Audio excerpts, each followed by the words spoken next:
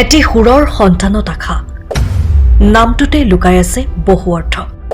AG ক্ৰিয়েশ্যনৰ বিশেষ পদক্ষেপে সকলোকে মোহিত কৰিছে।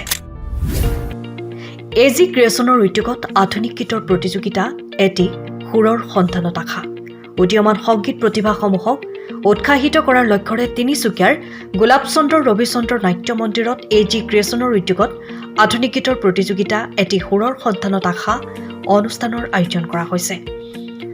অনুষ্ঠানটিৰ আৰম্ভণিতে স্বৰ্গীয় ৰাজীৱ শদিয়া, সুধাকণ্ঠ ডক্টৰ ভূপেন হাজৰিকা, অমৃতকণ্ঠ প্ৰাণৰ শিল্পী জুবিন গাৰ্গৰ প্ৰতিচ্ছবিত বন্তি প্ৰজ্বলন কৰি শ্ৰদ্ধাঞ্জলি জনায়। ইয়াৰ পাছতেই ঈশ্বৰপুত্ৰ জুবিন গাৰ্গৰ সৃষ্টি মায়াবিনী গীত পৰিৱেশন কৰে সকলোৱে।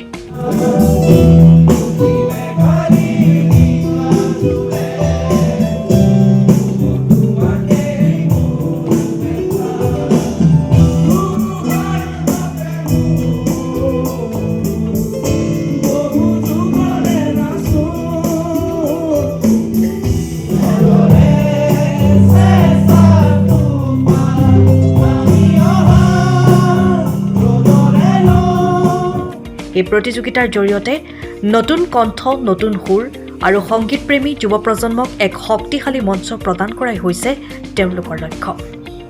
প্ৰতিযোগিতাখনত অংশগ্ৰহণ কৰিব বিচৰা প্ৰতিযোগীসকলে আধুনিক গীত পৰিৱেশন কৰি নিজৰ প্ৰতিভা প্ৰদৰ্শনৰ সুযোগ লাভ কৰিব। সংগীত জগতৰ অভিজ্ঞ ব্যক্তিসকলৰ দ্বাৰা বিচাৰ প্ৰক্ৰিয়া সম্পন্ন কৰা হ'ব বুলি আয়োজকসকলে জানিবলৈ দিয়ে। আয়োজক এজি ক্ৰিয়েশ্যনৰ মতে এই ধৰণৰ আয়োজনৰ জৰিয়তে অসমৰ সংগীত জগতলৈ নতুন সম্ভাৱনাময় শিল্পী আগবঢ়াই অনাটোৱেই হৈছে মূল উদ্দেশ্য। প্ৰতিযোগিতাখনৰ জৰিয়তে আগন্তুক দিনত উদীয়মান শিল্পীসকলৰ বাবে বৃহত্তৰ সুযোগ সৃষ্টি হ'ব বুলি আশা প্ৰকাশ কৰিছে উদ্যোক্তাসকলে।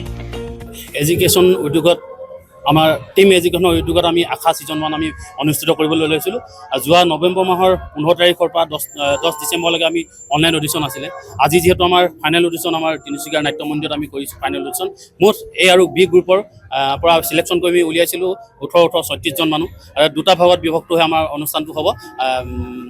আমি ৰাইজৰ যিখিনি আমাৰ কণ ল'ৰা ছোৱালী আমি আশা ছিজন 1ৰ পৰা যিখিনি অনুষ্ঠানৰ ফালৰ পৰা আমি আগুৱাই নিব আহিছোঁ, সংগীত অনুষ্ঠান বা বিভিন্ন সাংস্কৃতিক দিশত আমি তিনিচুকীয়া চহৰখন বা তিনিচুকীয়াখন আমি আগুৱাই নিবলৈ চেষ্টা এটা কৰিছোঁ। এইটো ক্ষুদ্ৰতম পৰিমাণ আৰু ৰাইজৰ বহুত সহযোগিতা পাইছোঁ, কণ ল'ৰা ছোৱালী বহুত সহযোগিতা পাইছোঁ, ভাল লাগিছে।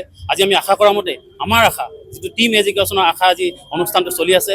মই ইয়াৰ পৰা আপোনালোকৰ সংবাদ মাধ্যম সকলো লোকক মই ধন্যবাদ জ্ঞাপন কৰিছোঁ আৰু আমাৰ লগত যি সহযোগিতা কৰিছে মই সকলোকে ধন্যবাদ জ্ঞাপন কৰিছোঁ। আৰু পুনৰবাৰ আমি সম্পূৰ্ণ টিম এডুকেশ্যনৰ তৰফৰ পৰা তিনিচুকীয়াবাসী ৰাইজ সদৌ অসমবাসী ৰাইজক আমি ধন্যবাদ জ্ঞাপন কৰিছোঁ। আৰু আমি ক'ব বিচাৰিছোঁ যে আশা ছিজন 1 আমি যিখিনি আপোনালোকৰ সহযোগিতা পালোঁ, যেতিয়া আশা ছিজন 2লৈ যেতিয়া আমি আগবাঢ়ি যাম তেতিয়াও যাতে আপোনালোকৰ এনেকুৱা বিপুল সহায় সহযোগিতা পাওঁ তাকে আশা কৰিছোঁ। ধন্যবাদ। আমাৰ প্ৰথম আমাৰ সম্পূৰ্ণ আমাৰ সভাপতি ডাঙৰীয়া ক'ব আমাৰ অংশমাত্ৰ স্বত্বাধিকাৰী এডুকেশ্যনৰ আমাৰ টোটেল 92 ভিডিঅ' ক্লিপ পঠাইছিলে আমালৈ প্ৰেৰণ কৰিছিলে।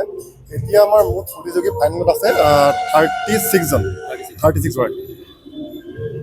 36জন আছে আৰু এতিয়া 36জনৰ ভিতৰত আমাৰ এতিয়া ইয়াত চিলেকশ্যন হ'ব। আকৌ দুটা ৰাউণ্ডত বিভক্ত হ'ব।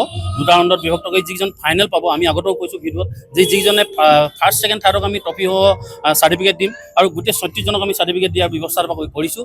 আৰু আমি ফাৰ্ষ্ট যিজন পাব এ গ্ৰুপৰ ফাৰ্ষ্ট আৰু বি গ্ৰুপৰ ফাৰ্ষ্ট যিজনক আমি এটা সম্পূৰ্ণ গান লিখি পেলাই আমি লিপিবদ্ধ কৰি আমি বাণীবদ্ধ কৰি পেলাই আমি গাবলৈ আমি এডুকেশ্যনৰ টিম এডুকেশ্যনৰ তৰফৰ পৰা ষ্টুডিঅ'ৰ ফালৰ পৰা আমি চব সহায় সহযোগিতা কৰি দিম তেখেতলোকক। যদি তেখেতলোক দূৰৰ হয় আমি অহাৰ পৰা ইয়াত থকাৰ ব্যৱস্থাপনা বা দিয়া গোটেই বস্তুখিনি গানটো ৰেকৰ্ডিং কৰালৈকে আমি সহায় সহযোগিতা কৰি দিম।